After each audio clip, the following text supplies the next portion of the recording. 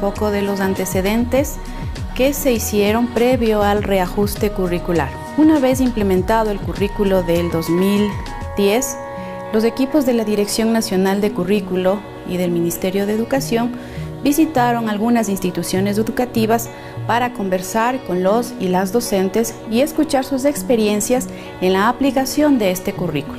Asimismo, desde la Dirección Nacional de Investigación Educativa, con una muestra de docentes del país, se recogió información sobre las percepciones del currículo 2010. De estos procesos, los y las profesoras de los diferentes lugares del país nos hicieron conocer algunos aspectos que debían mejorarse en el currículo. Uno de ellos, y muy importante, darle al currículo la característica de flexible. Con la participación de docentes ecuatorianos con experiencia en los niveles de educación básica, bachillerato, expertos en las distintas disciplinas de diferentes áreas y expertos de universidades, y con el asesoramiento de un experto internacional, un conocido pedagogo, César Coll, se formaron dos equipos que tenían, entre algunos objetivos, analizar los currículos del país, compararlos con otros de diferentes países y determinar el alcance del ajuste curricular. Bienvenidos a un nuevo video de diseño y planificación curricular, donde trataremos temas muy importantes tanto de la unidad número 1 como la unidad número 2. Mi nombre es Xiomara Fernanda Ramírez Suárez y soy estudiante de la Universidad Estatal Península de Santa Elena de la Facultad Ciencias de la Educación e Idiomas. Empecemos. Dentro de nuestro contenido tenemos temas como generalidades de la planificación escolar, donde abarcaremos tanto su definición, características e importancia. Enfoques de gestión escolar, donde entran el enfoque de gestión basado en el liderazgo pedagógico, el enfoque de gestión participativa, el enfoque transformacional y el enfoque basado en procesos. Además, tomaremos el tema del proceso de la planificación educativa. Antes de entrar al concepto de planificación, tenemos que conocer que dentro del Ecuador y su marco legal educativo existen 3 niveles de concreción curricular. ¿Pero qué es la concreción curricular? Es el proceso de creación del currículum que llevarán los centros educativos en los diferentes niveles de formación. Este sistema parte de lo general y va paso a paso concretándose a lo más específico. Etapa en la que participan los actores más importantes del proceso, los alumnos. Los 3 niveles de concreción curricular son el macro, el meso y el microcurricular.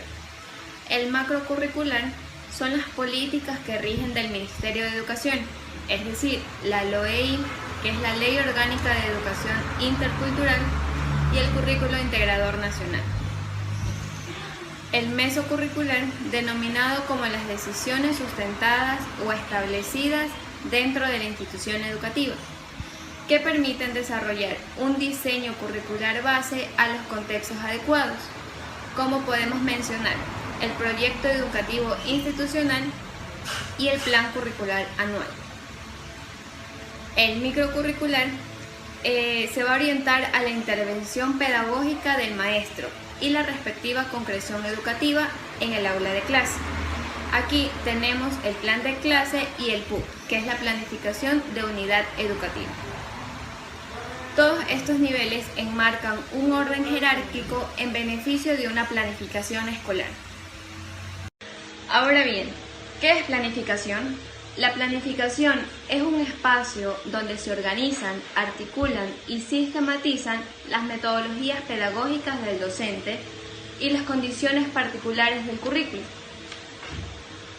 En este sentido, la planificación escolar es un instrumento de trabajo que facilita la organización, la ejecución y el control de tarea administrativa. Por lo consecuente, debe estar en función de los objetivos y recursos para una mejor realización. La importancia de la planificación escolar radica en la necesidad de organizar, articular y sistematizar metodologías pedagógicas y la base curricular de manera coherente, como se mencionó anteriormente. Todo lo que se quiere lograr con los estudiantes en el aula implica tomar decisiones previas a la práctica sobre qué es lo que se va a aprender, para qué se va a aprender y cómo se puede lograr de mejor manera. Una de las características de la planificación es que es flexible, ya que la planificación constituye una guía de trabajo, el cual debe permitir ajustes para una mejora de los procesos de enseñanza-aprendizaje. Además, es permanente, puesto que debe ser un proceso continuo y dinámico. Debe existir continuidad entre un plan y otro. Es preciso, porque refiere al trabajo curricular que realizan los estudiantes y docentes en el contexto en el que interactúan, como propósitos definidos de enseñanza y aprendizaje. Es relevante. La planificación es necesaria como instrumento de trabajo del docente. Todo docente debe hacerlo de la mejor manera posible, usarlo y consultarlo tantas veces sea necesario. Es coherente, porque debe existir una adecuada coherencia entre el planteamiento de aula con los documentos curriculares, así como una congruencia entre los procesos y elementos del plan. Es participativo. Aunque es responsabilidad del docente, la planificación requiere de la interacción de otros miembros de la comunidad educativa, que pueden aportar insumos sobre las necesidades e intereses que deben satisfacer mediante las situaciones de aprendizaje que el planteamiento prevé. Es funcional, ya que la planificación debe ser un proceso que oriente en forma ágil la labor del docente, que le ayuden a tomar decisiones, retroalimentar el proceso y ofrecerle una seguridad en su función. Y por último, es práctico, porque se encamina básicamente a la acción. Ahora se estarán preguntando si es necesario planificar a la hora de educar. Y la respuesta es sí. Para esto nos vamos a establecer las siguientes preguntas. ¿Qué hay que enseñar? ¿Cuándo enseñar? ¿Y cómo enseñar? ¿Qué hay que enseñar? Pues este interrogante va dirigido a aquellos contenidos educativos direccionados por los objetivos planteados en el currículo, de acuerdo a los niveles del sistema educativo, sea de educación general básica o de bachillerato general unificado. ¿Cuándo hay que enseñar? Cuando se organicen o traten de ordenar las actividades y contenidos educativos de manera cronológica, precisando cuándo y dentro del tiempo que se va a establecer. ¿Cómo hay que enseñar?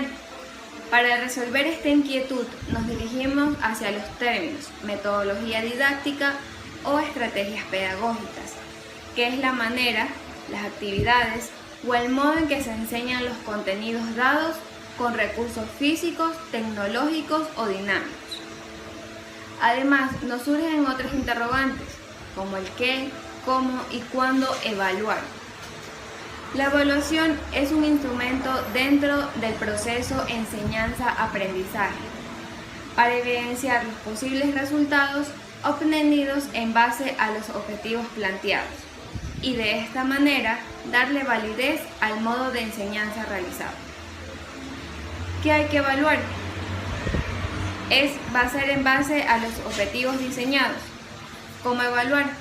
Hace referencia a los instrumentos o a la manera en que se va a evaluar, ya sea con test, con preguntas abiertas, con exposiciones, exámenes o pruebas.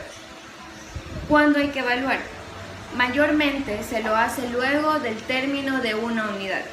Sin embargo, cuándo evaluar estará a disposición de los contenidos enseñados y de la interpretación o el correspondiente avance que cree el docente que han tenido sus alumnos.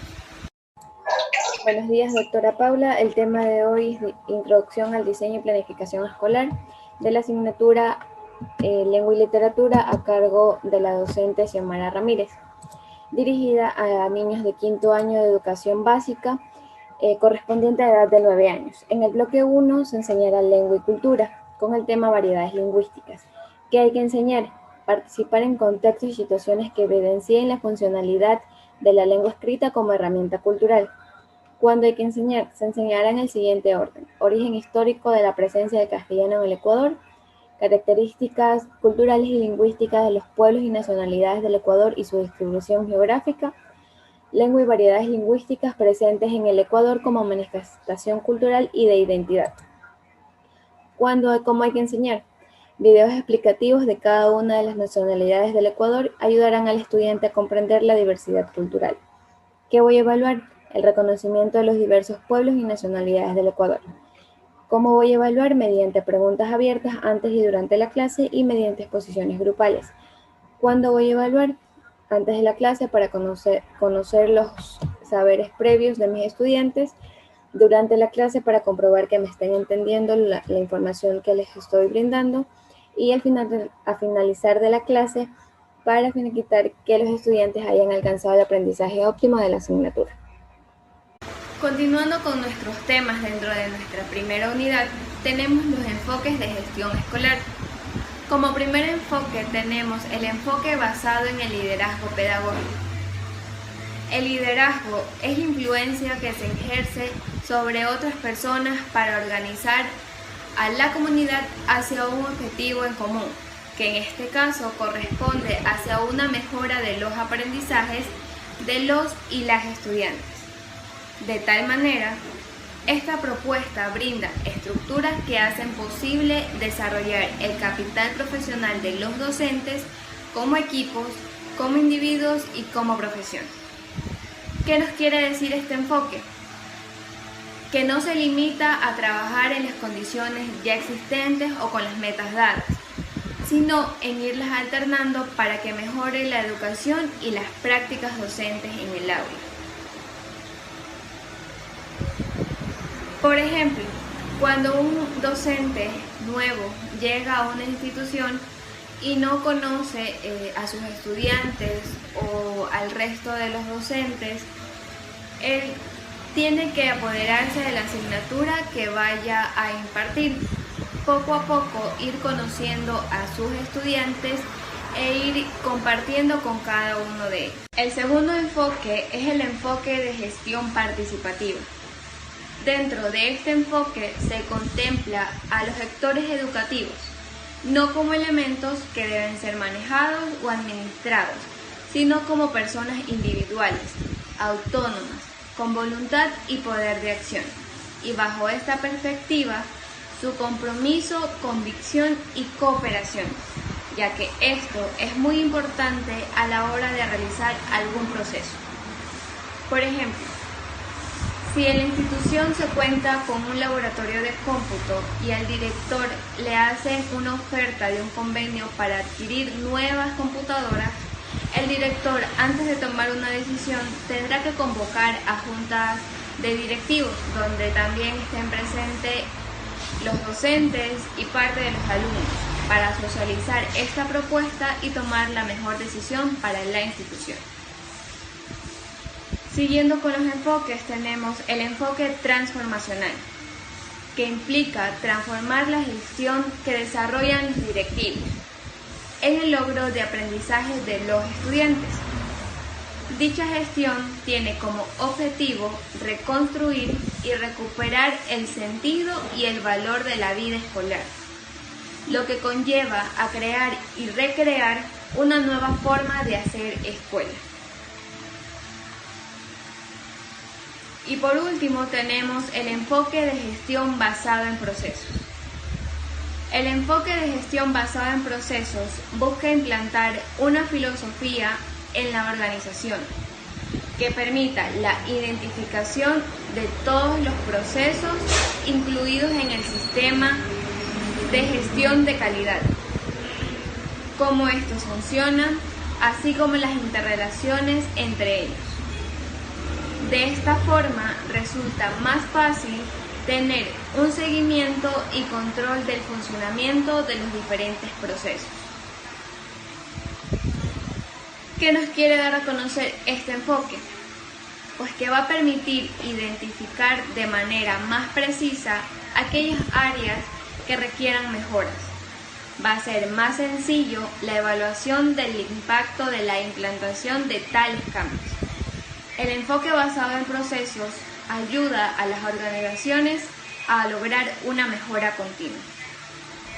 A continuación, voy a proyectar un video para que quede más claro el último tema de nuestra unidad, que es el proceso de la planificación educativa.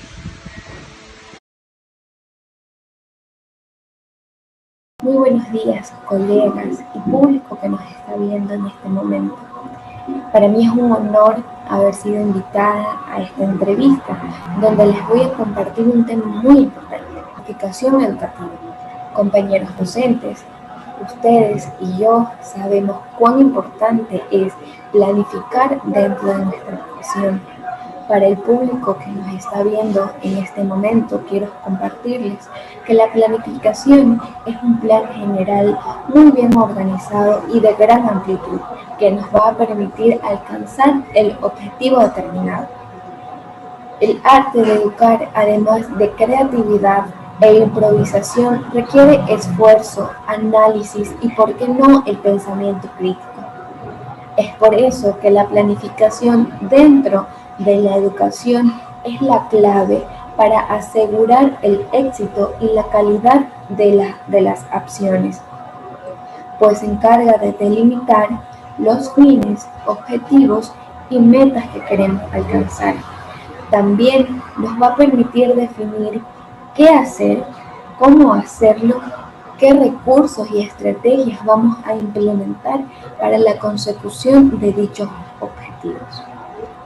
De esta forma podremos brindar una educación eficiente y eficaz, donde el estudiante se va a sentir a gusto de aprender, y más aún cuando logremos que no solo se sienta a gusto, sino que también pueda poner en práctica lo aprendido.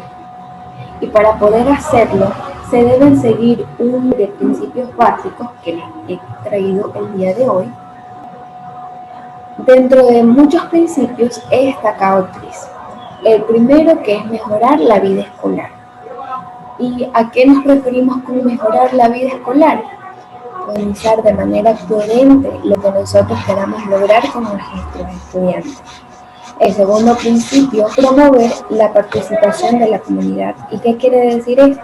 Pues que se incentive el trabajo en equipo. Podemos en nuestras horas clase hacer trabajos lúdicos, y no solo trabajos lúdicos, también podemos implementar juegos recreativos donde el estudiante se vincule no solo con los de su curso, sino también con el resto de cursos, hacer nuevos compañeros. Eso nos va a permitir poder fundamentar este principio. Como tercer principio tenemos distribuir las funciones técnicas, y hay que tener en cuenta algo muy importante de esto dentro de este principio, y es que el docente se vuelve el actor principal que puede hacer adaptaciones curriculares con el único fin de que el estudiante pueda llegar a ese aprendizaje óptimo. Así como existen principios de la planificación, también existen ciertas fases que nos van a ayudar para poder realizar una buena planificación educativa. La primera fase tenemos el diagnóstico, que va a implicar conocer las cualidades y características del estudiante, y no solo del estudiante, sino también de la institución, como por ejemplo conocer sus costumbres, sus tradiciones, y hasta conocer la cantidad de docentes que laboren en esa institución. Como segunda fase tenemos aquí el diseño. ¿Qué implica el diseño? ¿Qué quiere decir el diseño? Quiere decir la elaboración de objetivos, consta en guiar, orientar y expresar los logros que se pretenden alcanzar dentro de la institución. Como tercera fase tenemos el contenido, donde se va a organizar, distribuir y secuenciar en función de los objetivos planteados y el tiempo de institución. Cuarta fase tenemos los materiales, que van a ser los recursos que yo vaya a necesitar para cumplir mis objetivos. Como quinta fase tenemos el plan de acción, que corresponde al ámbito operativo y consiste en organizar las tareas. ¿Para qué? Para poner ya en práctica las estrategias que nosotros nos hemos establecido.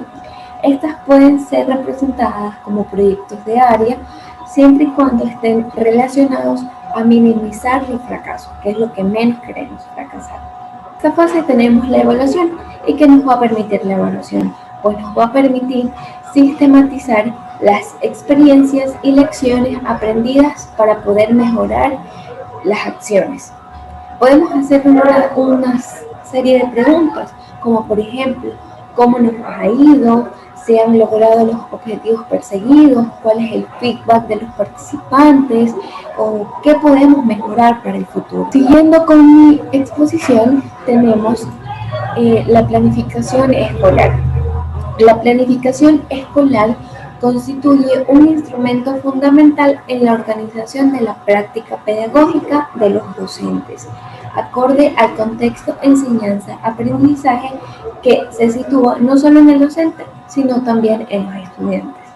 Dentro de este plan escolar tenemos 3 áreas y yo les voy a compartir un poquito de la función de cada área. Tenemos el área directiva, que se va a encargar de indicar al rector cierta necesidad.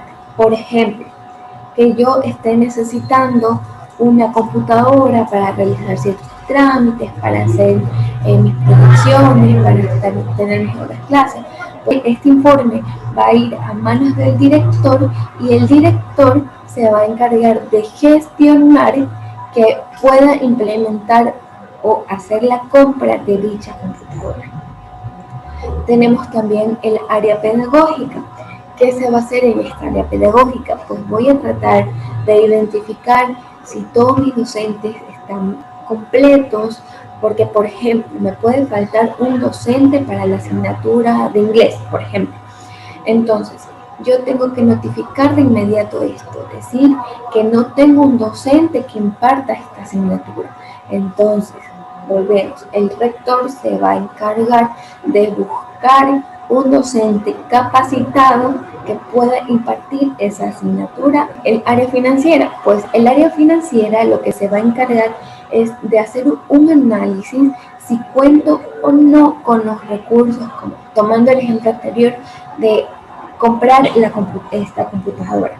Si cuento con los recursos, pues perfecto, se va a hacer la adquisición de dichas computadoras. Y si no, pues aquí otra vez el trabajo del rector. El trabajo del rector también se va a encargar de poder gestionar y recaudar dichos recursos para la adquisición posterior de esta computadora. También cuenta con unos instrumentos fundamentales y muy importantes dentro de la planificación: el POA, el PEI, el PCC y también el plan de clase. Un POA, en sus siglas, dice que es Proyecto Operativo Anual, porque está destinado a hacerlo cada año, por eso que se determina de esta manera. ¿Qué es lo que va a hacer el POA?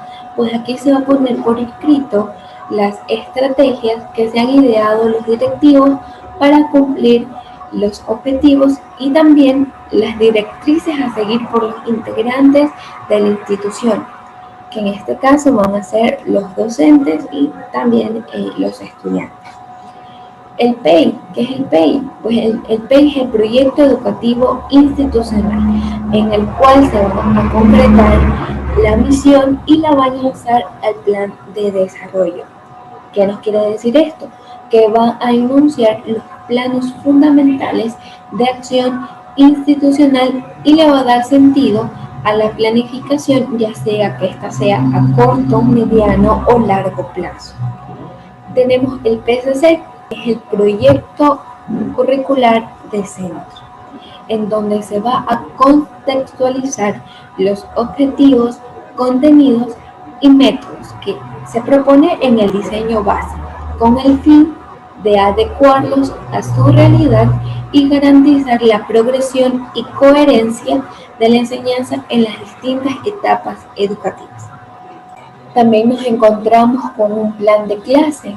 el cual es una organización metódica para obtener objetivos pedagógicos que se han propuesto a lo largo del año lectivo. Es una secuencia para lograr una verdadera enseñanza-aprendizaje. Por ejemplo, en este plan de clases se va a destinar, si es que me voy a tomar 5 minutos para hacer una retroalimentación, 20 minutos para dictar mis horas de clase, el contenido, 10 minutos para una evaluación. Entonces, esto es para lo que nos va a ayudar el plan de clase. Bueno, hasta aquí mi intervención. Muy gustosa de haber podido compartirles esta presentación. Unidad número 2. Dentro de nuestra segunda unidad encontraremos temas como Introducción, consideraciones legales en torno al currículo de la educación obligatoria, reformas curriculares precedentes, referentes del ajuste curricular, un currículo organizado por áreas del conocimiento,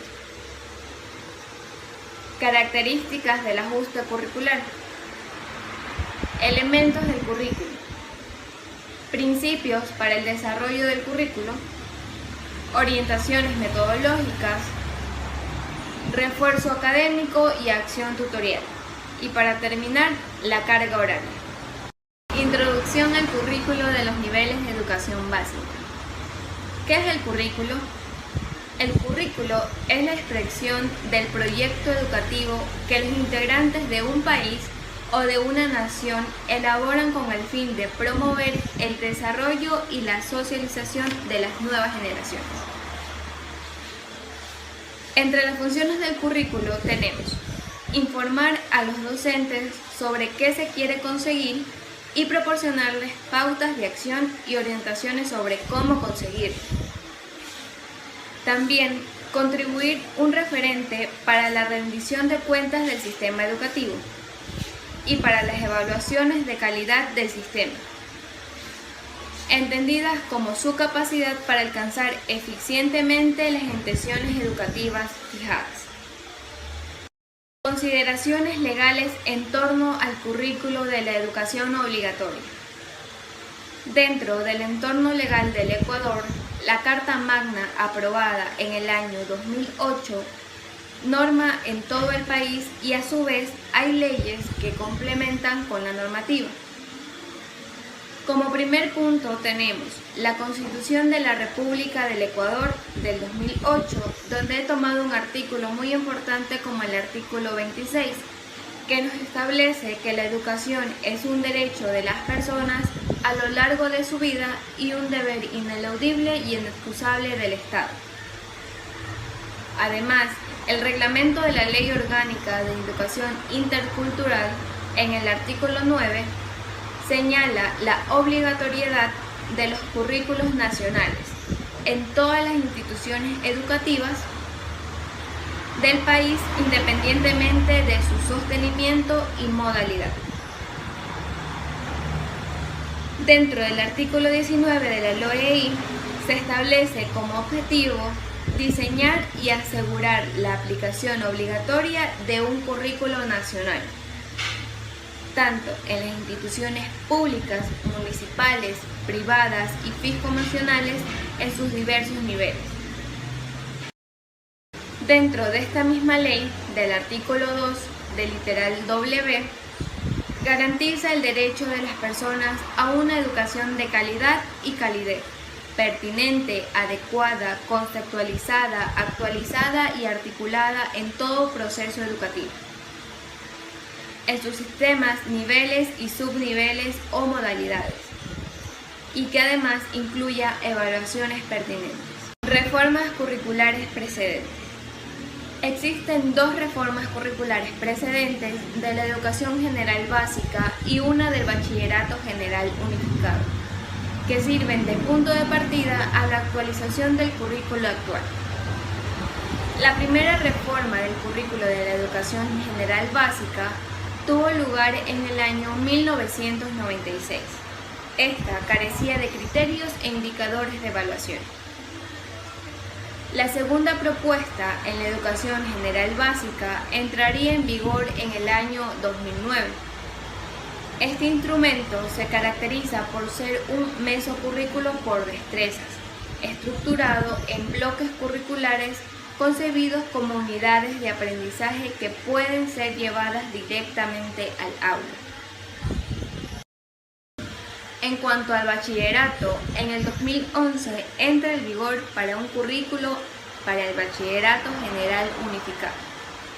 Este documento surgió con el propósito de brindar a los estudiantes una formación general acorde a su edad y vino a sustituir el conjunto de planes y programas por especialidades que se emplean hasta el momento en el nivel educativo.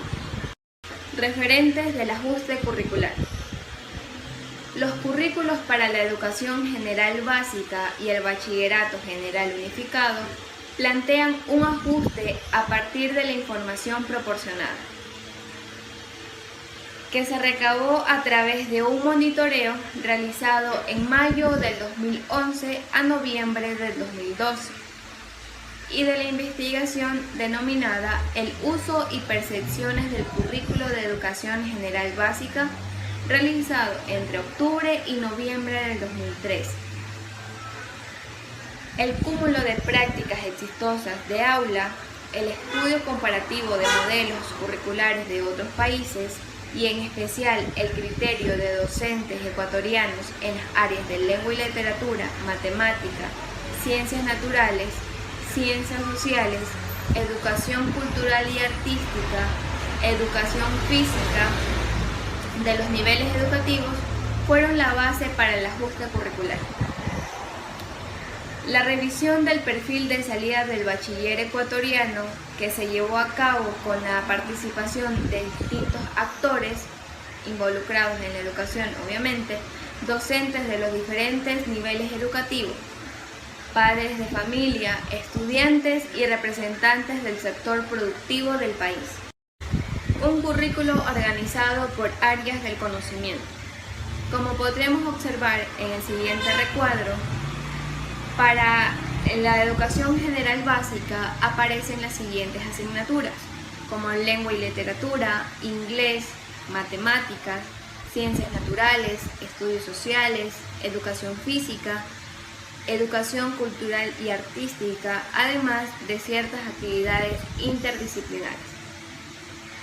Mientras que las asignaturas para el bachillerato general unificado cambian, ya que se comienzan a desglosar dichas materias en otras, como lengua y literatura, inglés, matemáticas. De ciencias naturales tenemos química, biología y física. De estudios sociales, historia, filosofía y educación para la ciudadanía, educación física y educación cultural y artística. Además, tenemos nuevos proyectos de emprendimiento y gestión. Características del ajuste curricular. El bloque curricular agrupa y secuencia aprendizajes que pueden abarcar desde el primer año de educación general básica hasta el último año del bachillerato general unificado. Los objetivos están expresados en términos de capacidades que se pretenden alcanzar.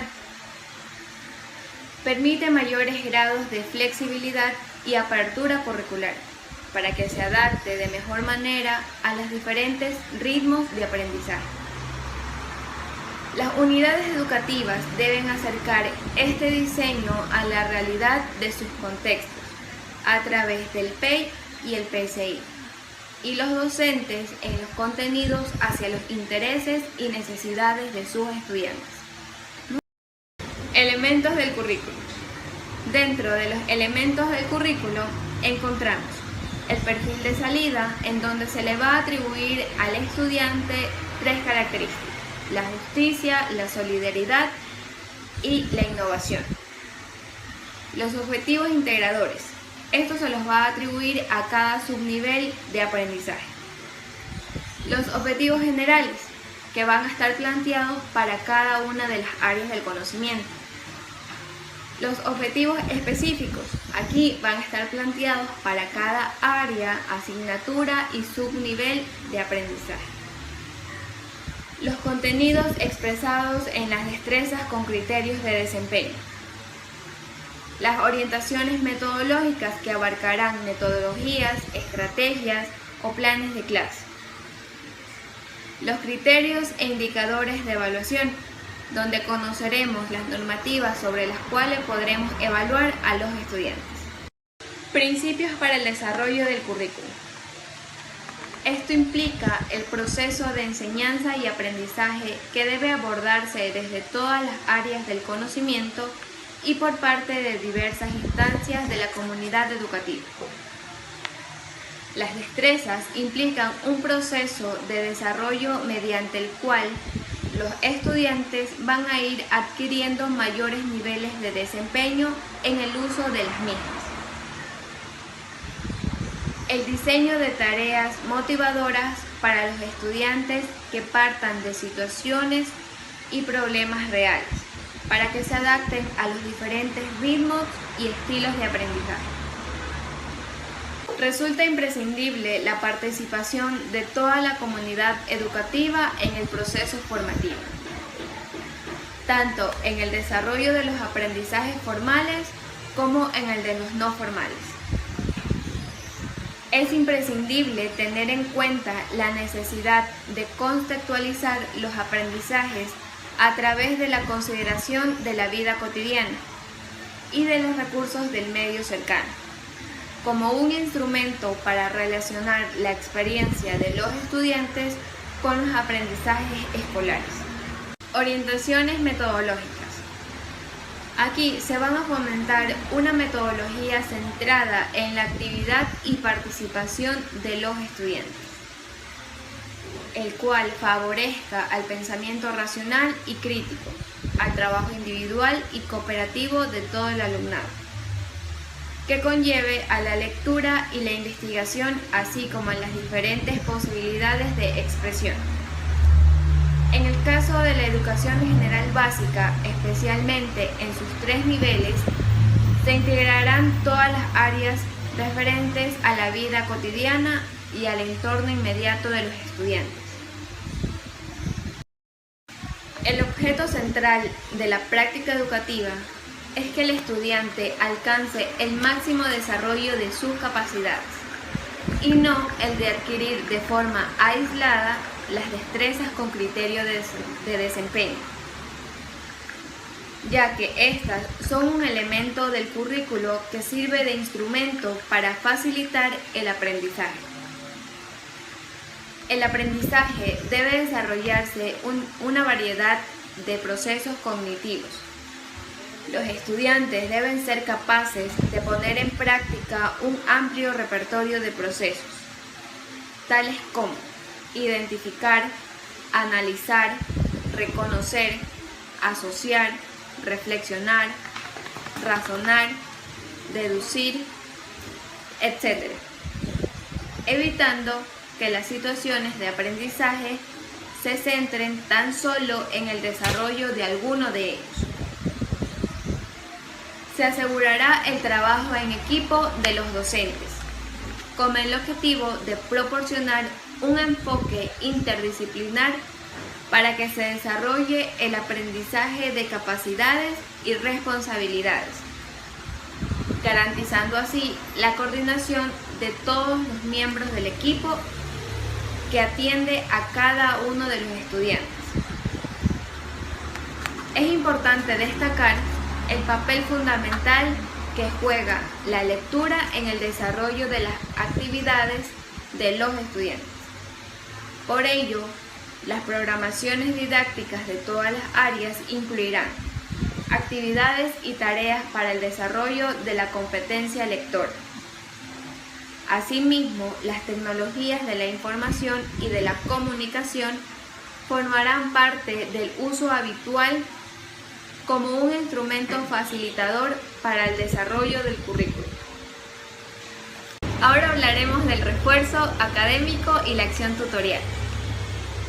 Tal y como le establece el artículo 208 del reglamento de la LOEI, corresponde a las instituciones educativas enseñar e implementar planes de refuerzo académico y acción tutorial que pueden comprender, primero, las clases de refuerzo lideradas por el docente que regularmente enseña la asignatura u otro docente que enseñe la misma asignatura. 2.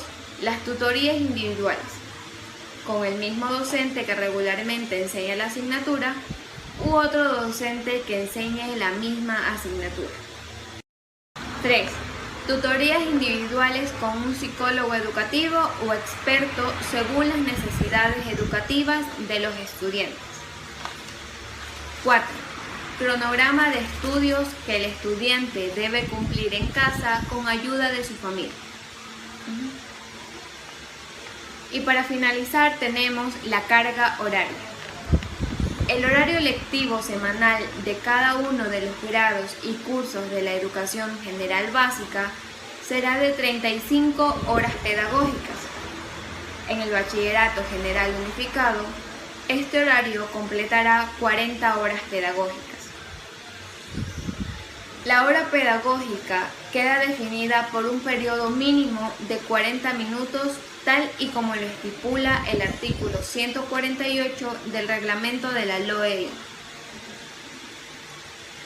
Las instituciones educativas, en el ejercicio de su autonomía organizativa y pedagógica, podrán redistribuir la carga horaria de las áreas instrumentales, como matemática, lengua y literatura, lengua extranjera. En educación general básica, en función de las necesidades e intereses de sus estudiantes. Del mismo modo, en el bachillerato, las instituciones educativas pueden usar las horas a discreción. Esto ha sido todo el contenido de la unidad número 1 y número